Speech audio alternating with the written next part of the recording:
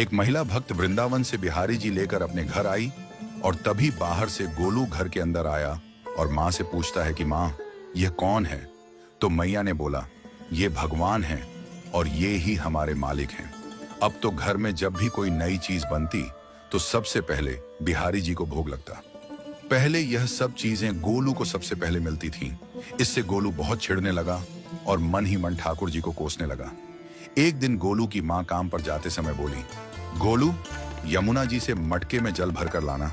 जब गोलू पानी भरने के लिए जाने लगा तो जाते जाते बिहारी जी को कहने लगा, खाने के लिए तो सबसे पहले तैयार रहते हो, लेकिन काम तो मुझे ही करना पड़ता है। अगर यहाँ रहना है तो काम करो। कहकर गोलू यमुना जी से जल भरने के लिए चल पड़ा। गोलू जब यमुना जी में जल भरने लगा तो उसने देखा कि यमुना जी के अंदर बिहारी जी विराजमान हैं और कह रहे हैं, ला गोलू, घड़ा हम भर देते हैं। गोलू उनको देखकर हैरान हो गया और बोला, नहीं नहीं, मैं अपने आप भर लूंगा। लेकिन ठाकुर जी ने उसके हाथ से घड़ा ले लिया और भरकर घर ले आए। गोलू घर आकर डर रहा था कि अगर माँ को पता लगा कि मैंने ठाकुर जी से काम करवाया है तो आज मेरी पक्की पिटाई होगी। माँ ने घर आकर बिहारी जी को गीले कपड़ों में देखा तो एकदम से हैरान हो गई और कहने लगी कि गोलू, ये जरूर तेरी शरारत है, जरूर तूने ही इन पर जल डाला है। गोलू ने अपनी माँ को समझाने का बहुत प्रयास किया, लेकिन माँ ने उसको डांट कर चुप करा दिया और ठाकुर जी के भीगे हुए वस्त्रों को बदलने लगी। अगले दिन जब माँ ने गोलू को अनाज पिसवाने का काम दिया तो बिहारी जी फिर अनाज का कनस्तर ले आए और माँ को ठाकुर जी के वस्त्रों के ऊपर सूखा आटा पड़ा मिला। तो माँ ने फिर गोलू को डांटा कि तुझे पता नहीं कि ये हमारे भगवान हैं और तू भगवान के साथ शरारत करता है। आज तूने फिर इनके ऊपर आटा फेंका है।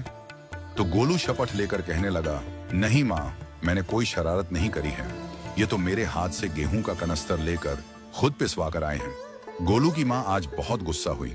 अगले दिन फिर माँ बोली, बेटा गोलू, आज तुम्हारे बाबा बाहर गांव से वापस लौट आएंगे। बस आज का ही काम है, तुम जंगल से थोड़ी लकड़ियां ले आना। गोलू फिर डर गया, कहीं ठाकुर जी फिर मेरे पीछे ना आ जाएं। गोलू ने माँ को बोला कि मैं चला तो जाऊंगा, लेकिन बिहारी जी को समझा लो, वो मेरे पीछे ना आई। उसकी माँ हंसकर बोली, हाँ हाँ समझा दूंगी, तुम जाओ तो सही। गोलू जल्दी जल्दी लकड़ियां लेने जंगल में चला गया और माँ काम पर चली गई। लेकिन उस दिन माँ काम से जल्दी वापस आ गई और देखा बिहारी जी अपनी चौकी पर विराजमान नहीं है। वह तो एकदम से घबरा गई कि कहीं गोलू की शरारत तो नहीं। वह भागी भागी जंगल की तरफ गई। तभी उसने देखा कि गोलू के साथ एक इंसान लकड़ियों को लेकर घर आ रहा है। गोलू की माँ यह देखकर हैरान हो गई कि यह तो बिहारी जी हैं। ये क्या हमारे भगवान हमारा काम कर रहे हैं? इसका अर्थ गोलू ठीक कह रहा था। वह जल्दी जल्दी भागकर ठाकुर जी के पास गई और लकड़ियां उनके हाथ से लेते हुए उनके चरणों में गिरकर रोती हुई बोली, हे बिहारी जी, ये आप क्या कर रहे हो? मुंह गरीब का काम क्यों कर रहे हो? ठाकुर जी मुस्कुराते हुए बोले, हमें तो तेरे बेटे पर बहुत प्यार आता है। सब लोग हमें भगवान समझते हैं, लेकिन एक तेरा बेटा ही था जो हमको अपना मानता था। अपना मानकर वो हमें डांट भी देता था, हमारे साथ गुस्सा भी करता था, और जो हमें एक बार अपना मान लेता है तो हम उसके मान के लिए उसके ही हो जाते हैं।